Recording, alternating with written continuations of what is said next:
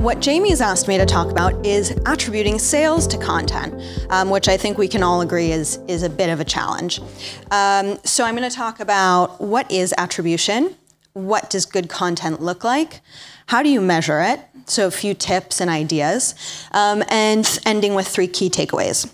So, spoiler alert, the key takeaways are the three golden rules that I'm going to highlight here for you in the beginning so that you can see it kind of running through. So the first is, don't assume customer intent. So you don't know if a customer is in the awareness phase, the consideration phase, or the conversion phase. You might think you know, but always giving the customer the option to decide is really important. Then be consistent and purposeful with content. Consistent across channels, consistent in terms of the brand message that you're portraying, and purposeful in the way that you drive customers through the journey to conversion.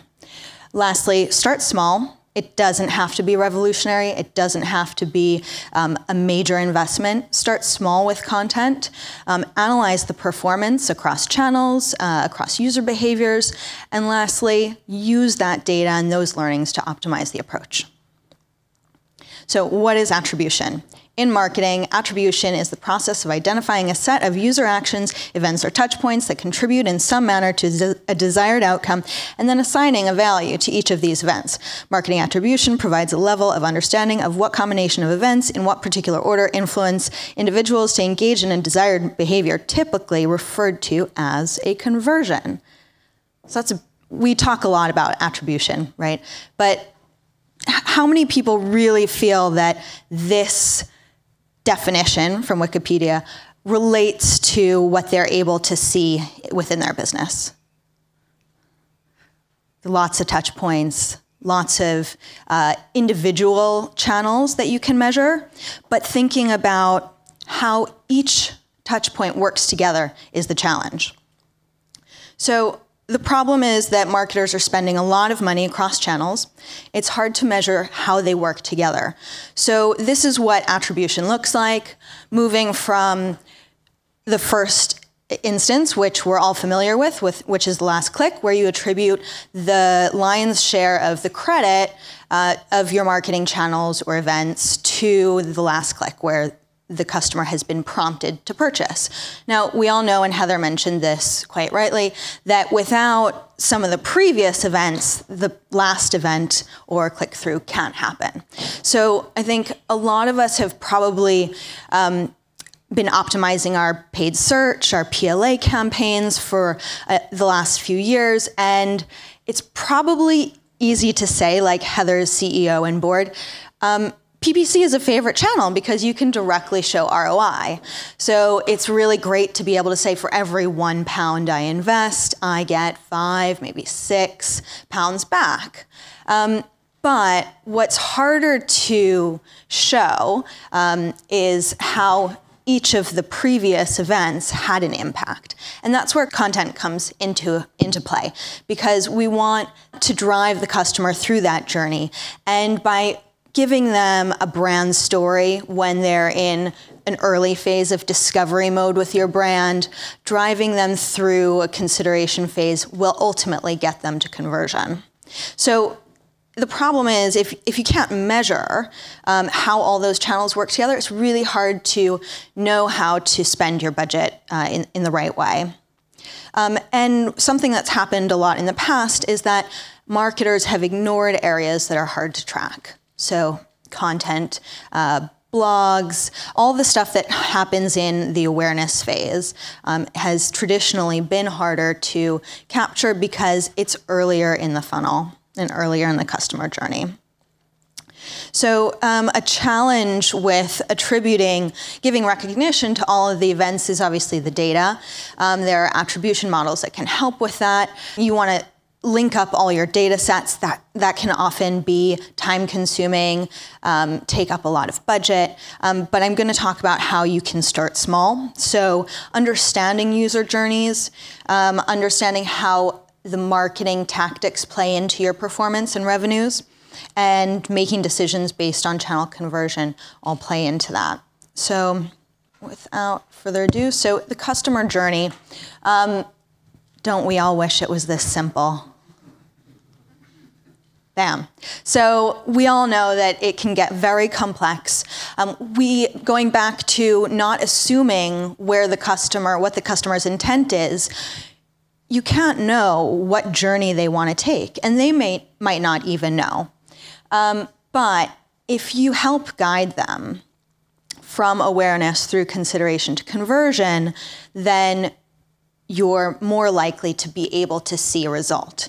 So one thing that has traditionally made it hard for marketers, one reason why it's been hard for marketers to attribute and measure content is because it often went maybe with a blogger or an editorial page in the beginning of the journey, and then it stopped. So one thing that I'm going to show an example of is how you continue purposefully pushing the customer through that journey. So what I'm going to talk about today has to do with 39% of marketers use 6 or more channels. It's a lot of individual events and tactics to keep track of and to understand how they're working. And only 35% of marketers have an attribution model. Does that surprise anybody? Still early days. We've been talking about it for a while, but it's hard to implement. As I said, costly and time-consuming. So that's just the channels. But thinking about content, this is what you'll find if you look online. The marketer's quagmire. How do you attribute value to content? Well, thanks, Jamie. So I'm going to talk a little bit now about how you can break that down and what good looks like. So these are guys at my gym. I overheard them yesterday talking about their marketing campaign. They didn't call it a marketing campaign, but they were like, oh, we're launching a new gym in Victoria. I'm going to do social media, and I'm going to talk about this topic. You're going to do the email. And I said, oh, that's interesting, guys. Sorry, I overheard you. So why are you making sure that you're talking about the same thing across your different communication platforms to your members? And they said, well, because it makes sense. Why would we tell the customer different things on different channels? I was like, yeah. That's great. I'm actually giving a talk about that tomorrow. So these guys get it. They have 2 channels they're thinking about and a website, and they're thinking about consistency for their customers. So this is an example enabled by a company called Curate, which drives the customer through an experience, not assuming what the customer's intent is. So this is a Facebook ad, and it's for an American retailer called Nordstrom. I like that image. I think, black and white is a good trend. And so I'm going to click through. There's a little link here that tells me how to find out more about workwear. And I get options to shop that lifestyle image. Now, what's arrested my attention on Facebook is the lifestyle image. It appeals to me. It's editorial, and then it's shoppable. I get linked through to Nordstrom, and it's a really easy concept. Make your content, enable content with commerce and link them up. But a lot of marketers kind of lose track somewhere along the way. So this is really linking the marketing journey with the on-site journey. But maybe that appealed to me somewhat, but maybe I'm actually interested in handbags. So having the option to let me explore something else, this is just scrolling down, allows me to go in and continue my journey. So I'm responsible as the end consumer for exploring, and I'm able to explore in this example. It's given me a couple options, not just assuming that I want to buy exactly what I saw. So I like that. Now, this is a great ad. It got my attention. I am going on holiday soon, and those are great looks, great color scheme. So I click through. I'm thinking, okay, hottest summer outfits maybe, and shades. What can I find to buy here? I like the dress. Oh. So I've been let down because just a few hours after it was posted, this link doesn't drive me anywhere. So obviously not a consistent experience. It's not a user journey that's easy or driving me anywhere in particular. It's driving me nowhere. But I can see the result was trying to show me sunglasses. Now, given the image there, I think sunglasses, we can all agree, sunglasses is a little bit limiting. And say I was interested in the dress, the handbag, why wouldn't you give me that option? So as we're talking about attributing revenue and sales, I think a major point when you're thinking about how to measure is actually first set up the customer experience in a way that's intuitive and easy. So ways to measure engagement. Have I seen the post and liked it? Click through. Have I gone to the site? Loyalty, have I opted in? Am I more likely to purchase when I see that? Yes, those are all great KPIs. But something that I think marketers have been ignoring for a while is the ability to track conversion off of those user journeys through content. So when we think back to the user journey that we talked about, and you can't have success in PPC unless you've had some kind of initial awareness driving content to get the customer into that purchase mode. So search is really great when somebody is interested in converting. That's why you can see a very good last click conversion rate. But when somebody's in this discovery mode, it's a lot harder to measure conversion. So again, kind of driving the customer through a journey more purposefully can really help you track that conversion. And it's not just a nice to have anymore. Having some content, having some brand marketing moments, having editorial and Facebook ads. So how do you measure? So attribution models are certainly a way to get more insight into how all of your brand tactics are working together. Whether you can figure out something with your data insights team, in your own company, or you hire somebody else, it's really dependent on your budget, what the appetite is within your company to pinpoint how each channel interacts together. But it is really important to have a view have insights of attribution as well as your analytics insights for what you're seeing on site. Then one interesting way of using GA, and of course Google has recently announced that there's a new free attribution tool, so that's a great thing.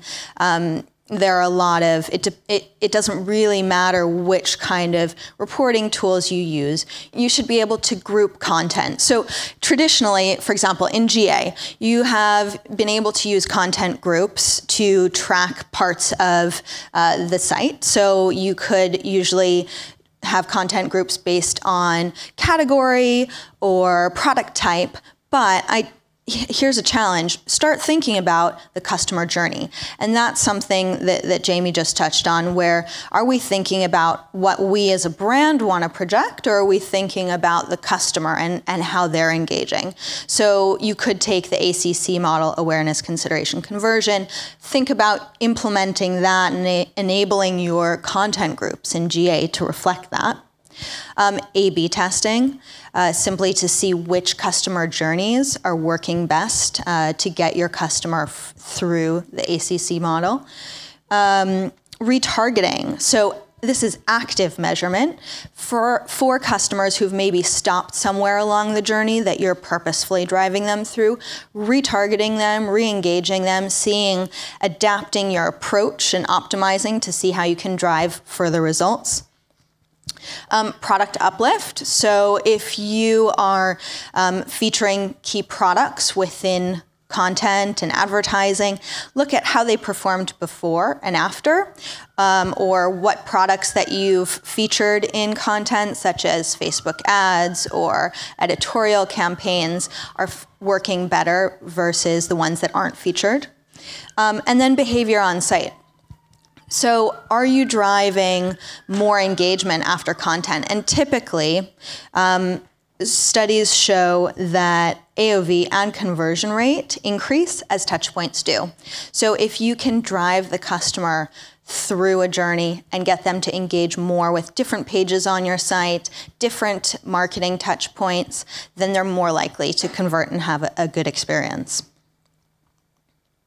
So coming back to the 3 key takeaways, don't assume customer intent, give them the choice. With the Nordstrom ad, I had the choice of shopping just that look or continuing to explore.